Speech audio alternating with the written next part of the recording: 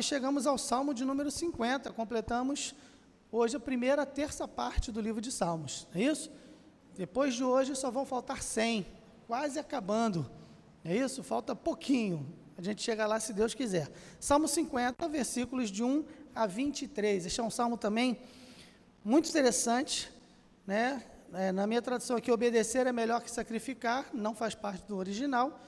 O título deste salmo é simplesmente Salmo de Asaf, ok? Vamos ler o salmo. O Deus poderoso, o Senhor, falou e chamou a terra desde o nascimento do sol até o seu ocaso.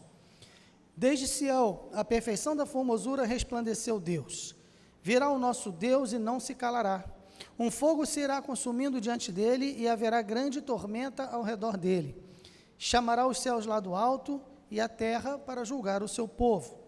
Ajuntai-me os meus santos àqueles que fizeram comigo uma aliança com sacrifícios, e os céus anunciarão a sua justiça, pois Deus mesmo é o juiz. Selá. Ouve, povo meu, e eu falarei. Ó Israel, e eu protestarei contra ti. Sou Deus, sou o teu Deus. Não te repreenderei pelos teus sacrifícios ou holocaustos que estão continuamente perante mim. Da tua casa não tirarei bezerro, nem bodes dos teus currais, porque meu é todo animal da selva e o gado sobre milhares de montanhas. Conheço todas as aves dos montes, e minhas são todas as feras do campo. Se eu tivesse fome, não te diria, pois meu é o mundo e toda a sua plenitude. Comerei eu carne de touros, ou beberei sangue de bodes? Oferece a Deus sacrifício de louvor, e paga ao Altíssimo os teus votos. Invoca-me no dia da angústia, eu te livrarei, e tu me glorificarás.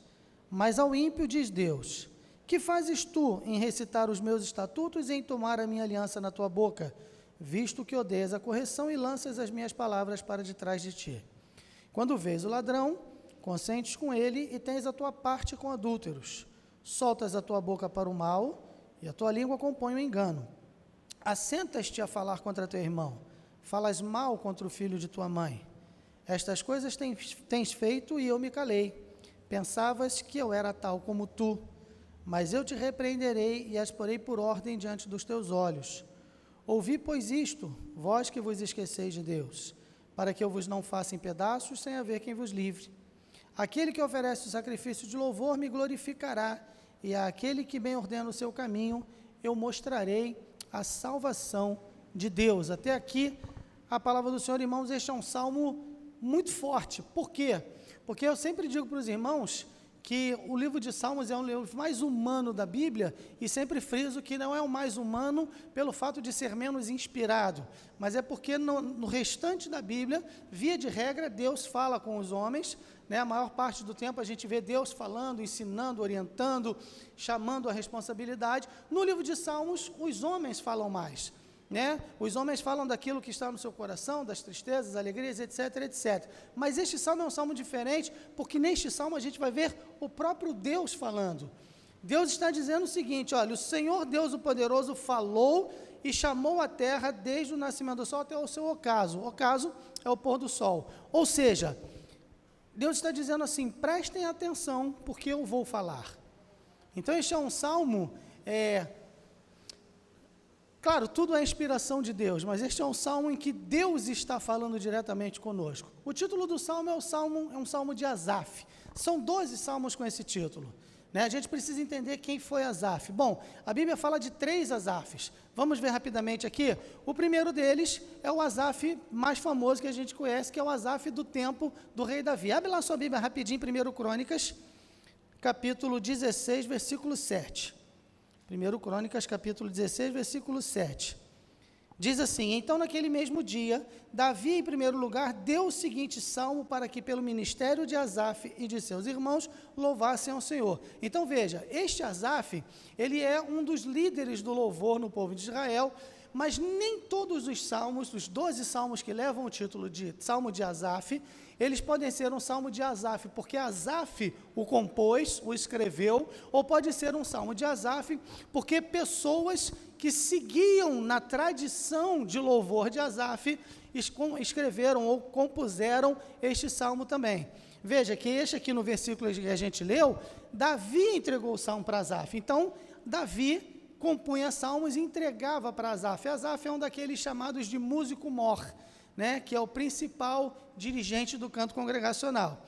Muito bem, se você ler lá em 2 Crônicas 29 e 30, 2 Crônicas 29, 30, a gente lê assim, ó: Então o rei Ezequias e os príncipes disseram aos levitas que louvassem ao Senhor com as palavras de Davi e de Asaf o vidente, e o louvaram com alegria e se inclinaram e adoraram. Então veja, no texto anterior, Davi compôs o salmo, escreveu o salmo, entregou para Asaf. Aqui, já na época de Ezequias, bem depois do período de Davi, está fazendo referência a este mesmo Asaf do período de Davi, só que dizendo que ele também compunha. Então, alguns dos salmos de Asaf foram escritos pelo próprio Asaf, outros foram escritos por outras pessoas, tá bom? Esse é um Asaf que a Bíblia fala. Existe o Asaf que a gente já viu aqui do tempo do rei Ezequias, não é este que a gente acabou de ler. Volta lá em 2 Reis, capítulo 18, 2 Reis, capítulo 18, versículo 18. 2 Reis 18, 18. E chamaram o rei, e saíram a eles Eliaquim, filho de Ilquias, o mordomo, e Sebna, o escrivão, e Joá, filho de Asaf, o cronista. Esse não é o Asaf músico-mor, é o Asaf cronista. Todo rei tinha o seu cronista, aquele que registrava, né, o que acontecia durante o reinado. É o cronista, vai registrando as crônicas, as histórias. E a gente tem um outro Asaf na Bíblia, que é um guarda florestal do tempo de Artaxerxes. Quem é Artaxerxes? Artaxerxes é o rei da época de Neemias. É isso? Quando Neemias é copeiro do rei, ele é copeiro de Artaxerxes. Só para você situar, vamos lá em Neemias capítulo 2, versículo 8. Neemias capítulo 2, versículo 8. Como também uma carta para Asaf. Vamos ler o 7 para contextualizar. Disse mais ao rei, Neemias: se ao rei parece bem, deem-se-me cartas para os governadores da além do rio, para que me permitam passar até que chegue a Judá. Como também uma carta para Asaf, guarda da floresta do rei, para que me dê madeira para cobrir as portas do paço da casa, para o muro da cidade, para a casa em que houver de entrar. E o rei mas deu, segundo a boa mão de Deus, sobre mim. Então, 3 Asafs, né? Um da época de Ezequias, esse guarda florestal de Artaxerxes, que nem era um hebreu, é isso? E o Asaf da época de Davi. Todos os salmos que você vir são 12, esse é o primeiro que a gente tem aqui na Bíblia, o Salmo 50. Todos os salmos que você vir de Asaf, ou foram compostos pelo Asaf da época de Davi, ou por Davi e foi entregue a Asaf, ok? Não é o Asaf da época de Ezequias, nem o Asaf da época de Neemias. Só para os irmãos situarem. Ditas estas coisas, né, a gente pode analisar aqui a divisão do Salmo. Cadê? Salmo 50. Nos versículos de 1 a 6, o Senhor convoca toda a terra para ouvir a sua declaração. O Deus poderoso, o Senhor falou, desde Sião a perfeição da formosura resplandeceu Deus, virá o nosso Deus, não se calará, chamará os céus lá do alto, ajuntai-me os meus santos, os céus anunciarão a sua justiça. Muito bem, Deus convoca a terra para ouvir a sua declaração. Deus está dizendo, eu vou falar, prestem atenção. Nos versículos de 7 a 15, ele declara a natureza do culto que é aceitável. Veja, Deus tem que ser adorado, nós temos que prestar culto a Ele nos moldes que Ele mesmo estabeleceu. Né? Eu não posso me aproximar de Deus da maneira que eu quero, é do jeito que Ele estabeleceu. Isso é importante. É tão importante que no livro de Levítico, né, Nadab e Abiú, né, eles vão oferecer um fogo estranho diante do altar e sai fogo do altar e consome, né, os filhos de Arão, os filhos mais velhos, Nadab e Abiú. Eram 4 filhos, Nadab, Abiú, Eleazar e Itamar. Nadab e Abiú oferecem fogo estranho e são consumidos. Esse texto, irmãos, ele é fantástico, é cheio de lições, mas não é o nosso objetivo aqui hoje. Só para os irmãos entenderem que Deus estabelece critérios para que nós nos aproximemos dele. Então, aqui nos versículos de 7 a 15, ele declara qual é o culto que agrada a ele, qual é o culto que ele aceita.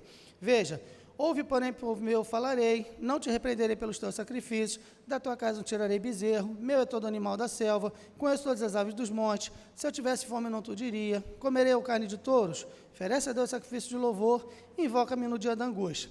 Então, Deus vai estabelecendo aqui a maneira que ele agrada, que ele se agrada de ser adorado.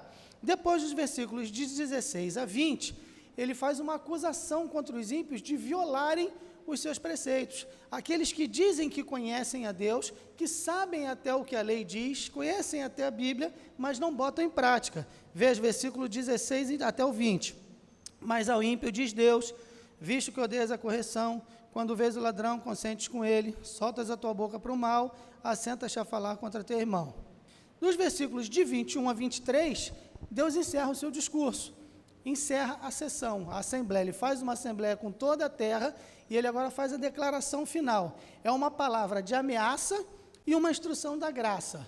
Veja que ele diz aqui nos versículos de 21 a 23, estas coisas têm feito, eu me calei, pensavas que eu era tal como tu, ouvi, pois isto, vós que esqueceis de Deus, aquele que oferece sacrifício de louvor me glorificará.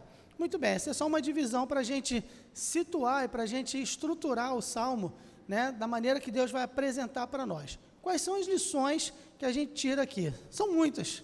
O Salmo é riquíssimo, né, mas a gente tem que extrair algumas aqui para a gente ficar dentro do tempo. Versículo 1, vamos lá. O Deus poderoso, o Senhor, falou e chamou a terra desde o nascimento do sol até ao seu ocaso. Quem foi que falou? Foi Deus, o próprio Deus. Não foi o homem e não foi nenhum anjo. Um anjo aparecesse aqui para falar já seria algo tremendo, né? Todos nós prestaríamos atenção. Mas quem está falando é aquele que criou os anjos. E ele fala para quem? Fala para todos nós. Ouvir, né? O Senhor poderoso falou, chamou a terra desde o nascimento. Deus chama todos para ouvir. Quando Deus fala, isso tem que despertar em nós duas coisas importantes. Em primeiro lugar, reverência, porque é Deus quem está falando. Quando Moisés, ele se aproxima, ele vê a sarça, né, que queimava e não consumia, ele vai se aproximar, o que Deus diz para ele? Isso mesmo, tira a sandália dos teus pés, porque o lugar que estás... E eu já disse para os irmãos, é importante lembrar, que quando Deus fala para Moisés, tira a sandália dos teus pés, é porque quem andava descalço eram os escravos. Então Deus está dizendo, lembre-se de quem você é e de quem eu sou. Tira a sandália dos pés, você é servo, eu sou o Senhor. Então, para se aproximar do Senhor, para ouvir a voz de Deus, nós temos que fazê-lo com reverência. É a primeira coisa, Deus vai falar, então reverência. Não é qualquer um que está falando, é Deus. Em segundo lugar, além desta reverência, deste temor reverente, isso deve despertar em nós o quê? Esperança. Por que esperança, irmãos? Alguém arrisca? Pode arriscar, sem medo de errar, não tem problema. Deus vai falar e isso deve despertar em nós uma reverência, muito bem, mas deve despertar em nós também esperança. Por quê? Um de cada vez, tá? Não falem todos juntos, não. Pode arriscar, irmãos, não tem problema. Esperança de esperar, sim, mas uma esperança alegre, por quê? Porque Deus condescendeu em falar com homens. Veja, irmãos, Deus não precisa de nós. Para que Deus precisa de mim? Não precisa. Esta é a verdade nua e crua. Se eu não existisse, ou se Deus me consumisse aqui, para Ele não faria diferença. Ele não seria prejudicado em nada. Então Deus não precisa dos homens, mas Ele se agrada em falar com os homens. Olha que coisa boa. O Deus Criador, Todo-Poderoso, sustentador de tudo, aquele que criou o mundo pelo poder da sua vontade, pela ação da sua palavra, haja luz, e houve luz, haja, fez o homem, soprou nele, o homem passou a viver, é isso? Controla as órbitas dos planetas, as marés, as ondas gigantescas do mar. Existem regiões dos oceanos que as ondas são gigantescas, ondas de 20 metros e tal, mares chega na praia, ele quebra e Deus diz, até aqui virás e não passarás. Ele controla todas essas coisas, não precisa de mim. Alguém fala, né, tem aquela pergunta, o que Deus fazia antes de criar o homem? Aí alguém diz, estava preparando o inferno para quem faz esse tipo de pergunta, né? Não é nada disso. O que Deus fazia antes de criar o homem? Ele amava. Ele amava. Jesus Cristo fala na oração sacerdotal, né? Porque eu sei que tu me amas. Torna a dar-me aquela glória que eu tinha contigo antes da fundação do mundo. Então, Deus, ele é autoexistente e ele se basta na trindade divina. Ok? Então, ele não precisava de nós. Criar um homem foi um ato volitivo, foi um ato da vontade de Deus, de amor de Deus. E este Deus que é tão grandioso, aceita falar comigo. Olha que coisa interessante. Né? Se eu for a Londres, né, pegar amanhã um avião, for a Londres, chegar lá na porta do palácio de, Buckingham, né, onde mora a rainha, falar assim, eu quero falar com a rainha Elizabeth. Vocês acham que ela vai me receber? Claro que não. André, quem é André? Conheço. Vai botar o guarda, mandar o guarda me botar para fora de lá. Se eu for à Casa Branca, o Biden, né, não vai falar comigo. Se eu for aqui ao Planalto, Bolsonaro não vai falar comigo. Se eu for ao prefeito, ele não vai falar comigo. Se eu for numa grande empresa, eu quero falar com o presidente, não vai falar comigo. Mas Deus que está acima de todos eles, fala comigo. E ouve o que eu tenho para dizer. Não é fantástico isso, irmãos? Tem um monte de gente que não fala comigo, que não vai me dar a mim, fala, não te conheço. Tem nada para falar com você, nem quero ouvir o que você tem para dizer. Mas Deus fala. Então Deus fala, isso deve despertar em nós, em primeiro lugar, reverência, e em segundo lugar, uma esperança, uma expectativa alegre. Muito bem, versículo 2, diz assim, desde Sião, a perfeição da formosura, resplandeceu Deus. O que é Sião? Sião é? Pode falar. O norte? Um monte, sim, é um monte Sião. Muito bem, Daniel. Excelente. Monte Sião. O que está edificado lá no Monte Sião? Jerusalém. Muito bem. Então, quando fala que a Sião é a perfeição da formosura, está falando de Jerusalém. Aí eu pergunto para os irmãos, Jerusalém é a cidade real, né? A cidade do grande rei, é a cidade que descerá do céu, a Nova Jerusalém, para Nova Jerusalém, não é isso? O Grupo Elo cantava, Nova Jerusalém. Mas vamos pensar na Jerusalém aqui da época. Ela era a perfeição da formosura? Não, não era. Nem espiritualmente falando, porque era uma cidade difícil, uma cidade problemática, uma cidade rebelde, uma cidade cheia de pecado, uma cidade de pessoas que conheciam a Deus, mas desobedeciam. Por que Deus diz que lá é a perfeição da formosura? Por quê? Pela mesma razão que o noivo fala para a noiva, lá em Cantares de Salomão, que é um livro sensacional, né, quando fala que compara as éguas do carro de Faraó e todas aquelas coisas, né, bonitos demais, os teus cabelos são como as cabras descendo pelo monte de Gileade, olha que coisa linda, né, teu cabelo parece uma cabra. Se eu falar isso para uma mulher, está arriscado ter problema, né, o Ministério da Família vai ter que ir lá em casa para resolver o problema, mas olha que coisa linda, aí o noivo fala para ela que ela é linda, mostra-me a tua face, porque a tua face é formosa. Por quê, irmãos? Porque Deus não nos vê como nós somos, Deus nos vê como nós seremos no final. E a formosura que há na igreja, a beleza que há na igreja, ela não é da igreja, não existe na igreja por causa da igreja, ela existe na igreja por causa do dono da igreja, por causa do Senhor da igreja, por causa do Salvador da igreja, que é Jesus. Então veja, a formosura de Sião provém de Deus, a nossa também. Porque Deus não nos ama pelo que nós somos, Deus nos ama pelo que nós estamos destinados a ser. Essa é a diferença. Porque a quem antes conheceu, também predestinou para serem segundo a imagem do seu Filho. Por isso que Deus nos ama. Quer falar, Júlio? Fala comigo.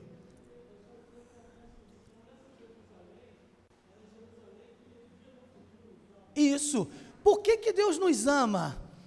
Não pelo que nós somos, mas pelo que nós seremos. Nós estamos sendo transformados. Deus não nos ama por causa de nós, Ele nos ama apesar de nós. Mas Ele sabe o que nós seremos. Jesus Cristo morreu e lá em Isaías, no capítulo 53, fala que Jesus verá o fruto do seu penoso trabalho e ficará satisfeito. Porque Ele sabe o resultado que o trabalho penoso que Ele teve vai trazer. Não é legal isso? Eu acho. Vamos lá. Versículos 3 e 4 dizem assim: virá o nosso Deus e não se calará, um fogo se irá consumindo diante dele, haverá grande tormenta ao redor dele, chamará os céus lá do alto e a terra para julgar o povo. Agora, para julgar o seu povo. Deus julgará o povo. Aí eu botei aqui, julgará em que sentido? Salvará, defenderá, sustentará, corrigirá e glorificará. Não é isso que Deus faz conosco? Ele nos salva, Ele nos defende das investidas de Satanás, Ele nos sustenta, Ele nos corrige, de vez em quando tem que acertar aí, né, o prumo. Deus fala assim, vem cá, vamos alinhar nossas expectativas, não é isso? Quando Deus fala assim, vamos alinhar as expectativas, aí o negócio fica sério, né? Aí a gente tem que alinhar as expectativas com Deus, o que você quer e o que eu quero, vamos botar isso aqui no mesmo caminho aqui, é isso, Ele nos corrige e por fim Ele nos glorificará, Ele nos preserva. Irmãos, quem aqui vai para o céu? Levanta a mão. Isso aí, amém. Por que você vai para o céu? Porque você é bom à beça, isso, porque você é o melhor crente que já existiu, porque você não erra, claro que não. Irmãos, o fato de um crente chegar ao céu, isso inclui você, inclui a mim, inclui a todos nós, é um verdadeiro milagre. Por isso que o pastor Paulo César Brito, né, ele canta, foi graça, graça. Chegar lá, conta, meu irmão, como é que você chegou aqui? Aí ele fala, e falarei e cantarei de Jesus que me salvou. É pela graça sois salvos, por meio da fé. Então veja, Deus nos sustenta, Ele vai nos levar até o céu, apesar de nós mesmos, porque volta e meia, irmãos, a gente quer desviar do caminho, é impressionante, porque nós somos assim, e no final nos glorificará. Então, quando Deus julga o povo, Ele vai exercitando o seu juízo. Os juízos de Deus, ele tem vários aspectos, né? Salvação, defesa, sustento, preservação, correção, glorificação, ok? E mais, ele diz assim também, ó, chamará os céus lá do alto e a terra para julgar o seu povo. Céus e terra são subservientes à vontade de Deus, e Ele usa tudo que existe para te abençoar. Tem um cântico que é fantástico, para Deus não há impossíveis, eu creio sim, e o seu poder traz segurança até o fim. O que é que Ele faz? Remove montes. Se for, Deus move céus, terra, mares, montanhas, vales, campinas, tudo para abençoar um servo seu. Que amor é esse? Por isso que Pedro escreve lá, que eu não canso de repetir isso, que estas coisas os anjos anelam perscrutar. O que é anelar? É desejar ardentemente. Os anjos não conseguem entender esse amor que Deus tem por nós. Aliás, nem eu. Sejamos honestos. Sejamos honestos. Por que Deus me ama? Não sei. Mas ainda bem que ama, né? Ainda bem. É isso aqui. Versículos 5 e 6 dizem assim: ajuntai-me os meus santos, aqueles que fizeram comigo uma aliança com sacrifícios, e os céus anunciarão a sua justiça, pois Deus mesmo é o juiz. Selá. Essa selá aqui é uma das mais bem colocadas, na minha opinião, não qualificada, em toda a Bíblia. Olha só, reunião final dos crentes com o seu Redentor. Veja só, ajuntai-me os meus santos, aqueles que fizeram comigo uma aliança com sacrifício. Veja, é Deus quem está falando. E os céus anunciarão a sua justiça, pois Deus mesmo é o juiz. Irmãos, vamos parar um pouquinho aqui para pensar nisso. Sentença final, Jesus Cristo vai voltar.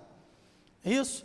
Jesus Cristo voltará, por isso que eu falei, essa escatologia realizada, já cumprida, não é isso que a Bíblia diz.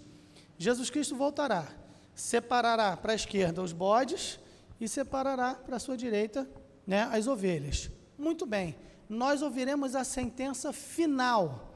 A sentença final dos bodes é o quê? Apartai-vos de mim, malditos. A sentença final das ovelhas, dos salvos, é: vinde a mim, benditos de meu Pai. Muito bem. Sentença final. A difamação não perverterá a nossa salvação.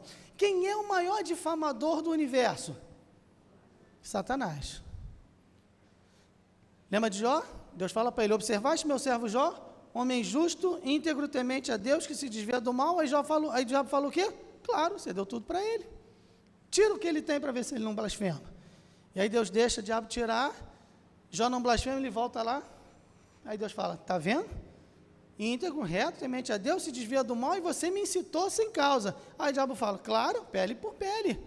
Tudo que o homem tem dará pela sua vida. Ele está bem, que morram todos. Essa é a visão do homem, né? Morram todos para que eu fique bem. E aí Deus fala: tá bom, toca nele. E aí o cara fica todo, literalmente, bichado, né? Com feridas cheias de bicho. Muito bem. É o maior difamador que tem.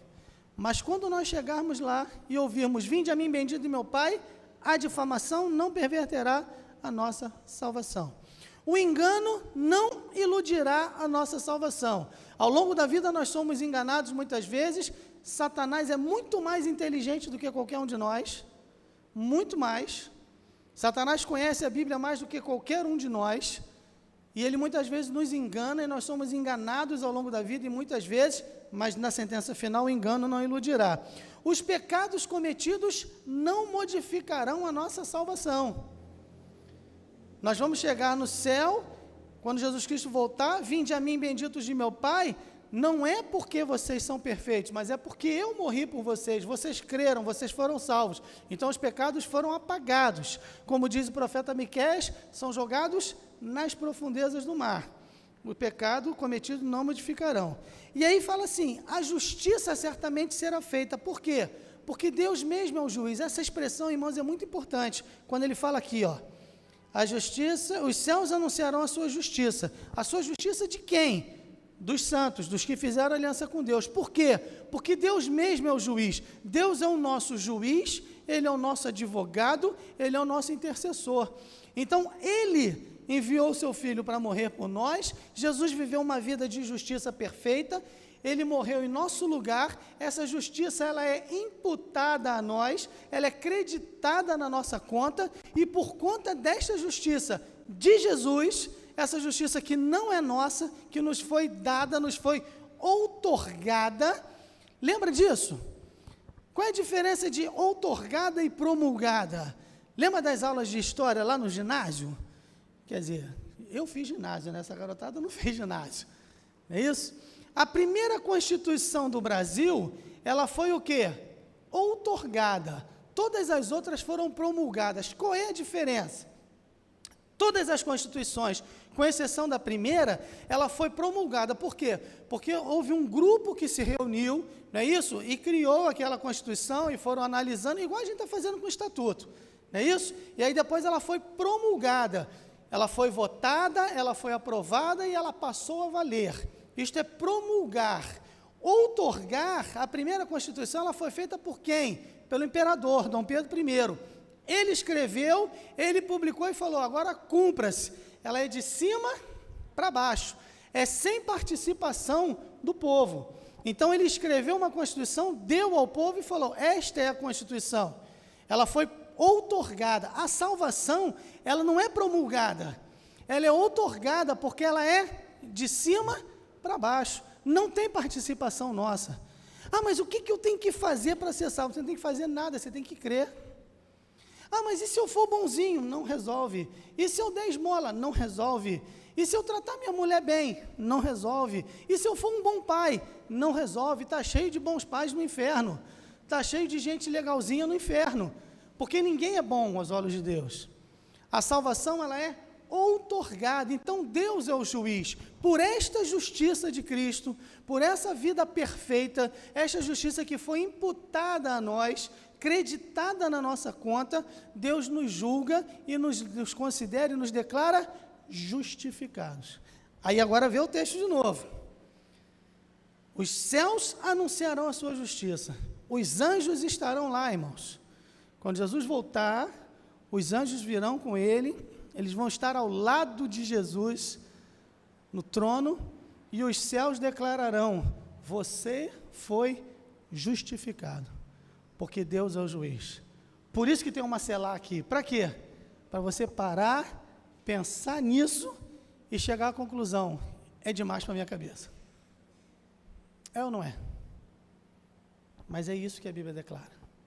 Fantástico, fantástico. Versículo 7 diz assim: ouve, povo meu, e eu falarei, ó Israel, e eu protestarei contra ti. Sou Deus, sou o teu Deus. Em certa medida, os pecados dos crentes são mais graves do que os dos ímpios. Por quê? Porque o crente conhece. O crente conhece a Deus. A Bíblia não fala que, Jesus mesmo não disse que aquele que soube a vontade do seu Senhor e não fez, será punido com muitos açoites, e o que não soube e não fez, será punido com poucos açoites? É isso aí. Quando o ímpio que não conhece a Deus peca, ele ofende a Deus. Quando um crente que conhece a Deus peca, ele ofende ainda mais. Porque você e eu sabemos. Então a nossa situação é mais delicada. Versículos de 8 a 13, aí ele vai dizer: não te repreenderei pelos teus sacrifícios ou holocaustos que estão continuamente perante mim, da tua casa não tirarei bezerro, nem bode dos teus currais, meu todo animal da selva, o gado sobre milhares de montanhas, conheço todas as aves dos montes, e minhas são todas as feras do campo. Se eu tivesse fome não te diria, pois meu é o mundo toda a sua plenitude, comerei o carne de touros, beberei sangue de bodes. Tudo que damos a Deus é dele mesmo. Tudo que temos vem de ti, e da tua mão tu damos. Não é isso? É isso. Ou seja, quando Deus estabelece, né, no Velho Testamento, todo aquele sistema sacrificial ou sacrificial, não é para benefício de Deus. Deus não precisa do sangue de touros, de bodes, Deus não precisa. Por que ele faz isso? Para mostrar, para que nós aprendamos o seguinte: nós temos que dar a Deus, porque é tudo dele mesmo. E quando eu obedeço, eu não estou beneficiando a Deus, eu estou beneficiando a mim mesmo. É esse o argumento dos versículos. Versículos 14 e 15 dizem: oferece a Deus sacrifício de louvor, paga ao Altíssimo os teus votos. Invoca-me no dia da angústia, eu te livrarei e tu me glorificarás. Matthew Henry tinha uma expressão interessante, que ele dizia que crentes fiéis têm influência no céu. Legal isso, né? Tiago fala assim: Elias era homem sujeito às mesmas paixões que nós, não é? E orou para que não chovesse, e durante 3 anos e 6 meses não choveu. Influência no céu. Influência no céu. Ezequias, né? Deus fala para ele: ó, você vai morrer. Ele ora, pede a Deus, e Deus fala: tá bom, vou te dar mais 15 anos. Influência no céu. A oração do justo pode ir muito em seus efeitos. Influência no céu. Não é, irmãos, é importante frisar isso. Não é que oração é para fazer pressão. Hoje tem um grupo bom aqui, estou feliz de ver os irmãos aqui. Então o grupo hoje é maior, a oração vai ter mais poder, né? Porque a gente vai fazer uma pressão aqui, vai levantar um clamor, fazer uma corrente, e aí vamos lá. Não é nada disso. Quando fala que justo tem influência no céu, é porque o justo, eu falo justo, o justificado, o crente, quando ele está em comunhão com Deus, ele quer, quanto mais perto de Deus nós estamos, mais as nossas vontades se alinham com a dele, é ou não é? Né? Se eu vivo uma vida longe de Deus, não leio a Bíblia, não dou testemunho, não estou nem aí, dificilmente, para não dizer nunca, eu vou querer aquilo que Deus quer. É ou não é? Minha vontade vai ficar diferente. Quando eu vou me aproximando de Deus, eu começo a querer o que Deus quer. E João diz que sabemos que se pedimos alguma coisa segundo a sua vontade, Ele nos atende. Essa é a influência no céu que o crente tem. Por quê? Porque ele está em comunhão com Deus, ele está em sintonia com Deus, ele quer o que Deus quer e ele pede segundo a vontade de Deus. É isso. Por isso que Tiago diz, pedis e não recebeis, porque pedis para gastar em vossos deleites. Vocês pedem com motivos errados, com motivos egoístas, não vão receber. Esse é o argumento. Então o crente, ele tem influência no céu, por quê? Porque a oração do justo pode muito em seus efeitos, porque ela está em sintonia com a vontade de Deus. É isso. Oração não é fazer pressão para convencer Deus a fazer o que eu quero. Não é isso. Oração é para expressar a minha dependência de Deus. Quando eu oro, eu não oro para convencer, eu falo assim, deixa eu te mostrar que é melhor o que eu quero. Olha só, presta atenção. Não é isso. Não é isso. É para expressar o quanto eu confio nele e eu dependo dele. Quando eu oro, não é Deus quem muda, eu que sou mudado. Porque eu começo a colocar diante dele a minha vontade. É isso aqui que o Salmo está dizendo, né? Versículos 14 e 15, o crédito, oferece a Deus sacrifício de louvor, ou seja, louve ao Senhor, faça aquilo que você disse que faria, não é isso? Então você me invoca e eu vou te responder, você vai ver, porque Deus é fiel. Ok? Versículos de 16 a 20, ele vai falar, o salmista diz, mas ao ímpio diz Deus, que fazes tu em recitar os meus estatutos, tomar a minha aliança na tua boca, visto que odeias a correção, lança as minhas palavras para detrás de ti, quando vês o ladrão consentes com ele, tens a tua parte com adúltero, soltas tua boca para o mal, tua língua compõe o engano, assentas-te a falar contra teu irmão, falas mal contra o filho de tua mãe. Hipocrisia não é coisa nova, né? Pessoa praticar proferir uma coisa e praticar outra, é isso? No Novo Testamento Jesus fala, mas no Velho Testamento já existia isso, aqueles que conhecem a lei de Deus, falam, não, vamos andar com Deus, mas a vida deles é diferente. Agora veja, a hipocrisia, ela está no coração, nas atitudes, nas palavras. Olha lá, ele diz aqui, visto que odeias a correção. Há um provérbio que diz, corrige o justo, repreende o justo e ele te amará. Né? Muita gente está contra a Bíblia porque sabe que a Bíblia está contra ele.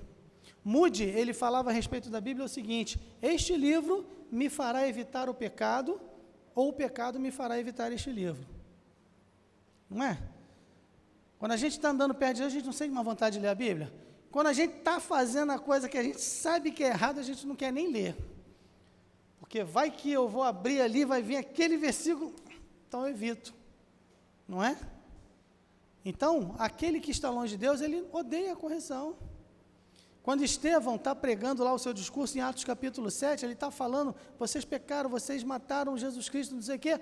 O que o texto diz ali? Que eles rangiam os dentes contra Estevão. Era ódio, estavam espumando de raiva. Por quê? Estavam longe de Deus. Odeiam a correção, né? E se diziam seguidores do Senhor, eram judeus. Então, de que adianta? Que fazes tu em recitar os meus estatutos, visto que odeias a correção? Ela está no coração, está nas atitudes, quando vês o ladrão, consentes com ele, e está nas palavras, soltas a boca, para o mal a tua língua compõe o engano. Então veja, nasce no coração e Jesus Cristo fala, do coração vem tudo, né? Homicídios, inveja, raiva, maledicência, tudo vem do coração. A boca fala aquilo de que o coração está cheio. Muito bem, versículos 21 e 22, estamos caminhando para o final, dizem assim, estas coisas tens feito e eu me calei, pensavas que era tal como tu, mas eu te repreenderei, as porei por ordem diante dos teus olhos. Ouvi, pois, isto, vós que vos esqueceis de Deus, para que eu vos não faça em pedaços, sem haver quem vos livre. Então, eu quero destacar 3 coisas aqui importantes, quatro coisas, com relação a este salmo, estes 2 versículos. Primeiro, Deus deixa os homens impunes por algum tempo. Por que Deus não castiga logo? Não sei, isto pertence ao Senhor. A gente vê tanta gente fazendo coisa errada, né, e parece que nada acontece com eles. Este é o grande tema do Salmo 73, que é um salmo de Asaf. Salmo 73 é isso. Por que os ímpios prosperam? Por que Deus não age? É o grande questionamento de Jó também. Por que, Senhor? Né? Então, Deus deixa os homens impunes por algum tempo. Segunda coisa, os homens julgam Deus por eles mesmos, por algum tempo. Eles acham, pensavas que eu era tal como tu. Deus vai deixando o homem fazer o que ele acha que tem que fazer, e o homem começa a achar que Deus vai agir sempre assim, que Deus não vai intervir, que Deus não vai cobrar, que Deus não vai chamar a responsabilidade. Eles julgam Deus por eles mesmos. Terceira coisa, quando Deus se manifesta, os homens descobrem quem realmente são e quem Deus realmente é. Quando Deus fala, agora é a hora do acerto de contas, vamos, como eu disse, alinhar as expectativas, aí eles vão descobrir quem Deus é e eles vão descobrir quem eles realmente são. O homem diante de Deus, quando Deus o chama a juízo, não tem escapatória, não há para onde correr, né? Então o homem tem a quarta coisa, duas opções. Olha aqui que ele diz, que coisa interessante. Eu te repreenderei, versículo 21, as porei por ordem diante dos teus olhos.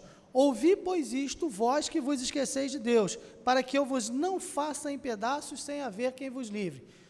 Uma de duas opções, ou uma vida ordenada agora, ou os pecados postos em ordem na eternidade.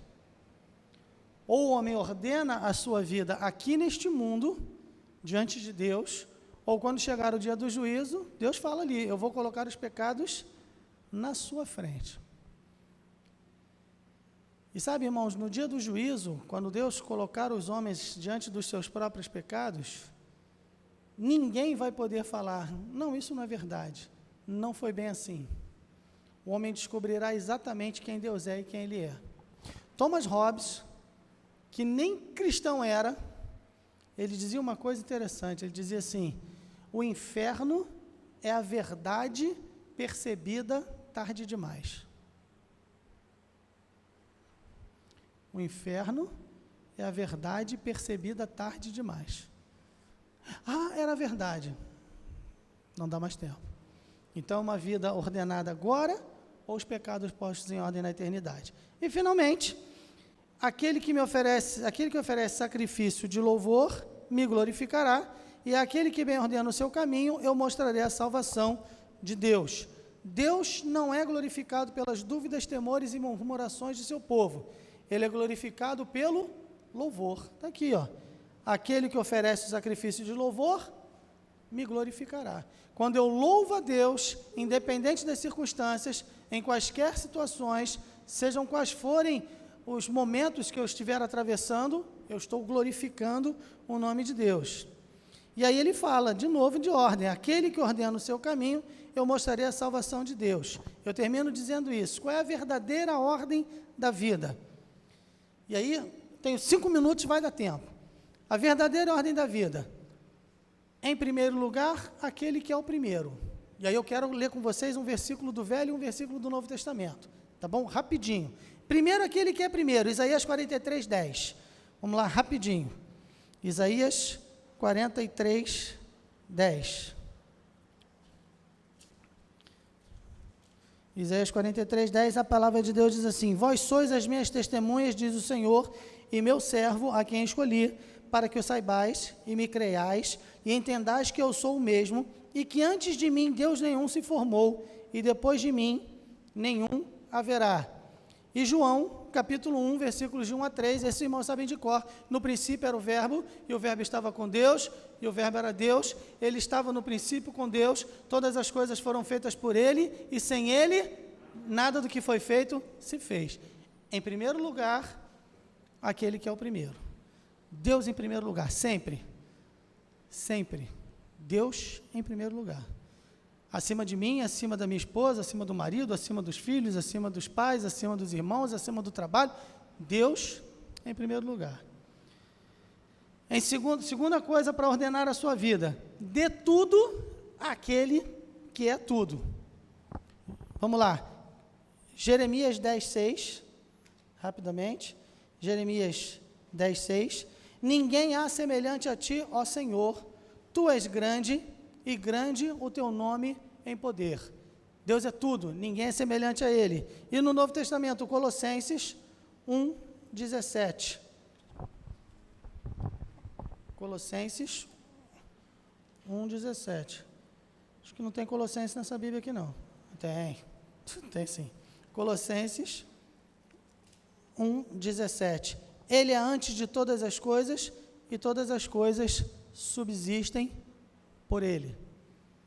Segundo passo para ordenar a vida, dê tudo àquele que é tudo.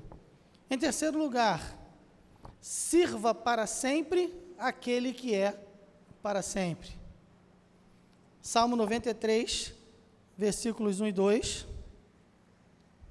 Salmo 93, 1 e 2. O Senhor reina, está vestido de majestade, o Senhor se revestiu e cingiu de poder, o mundo também está afirmado e não poderá vacilar. O teu trono está firme desde então, tu és desde a eternidade. E 1 Timóteo 1:17, no Novo Testamento, 1 Timóteo 1:17.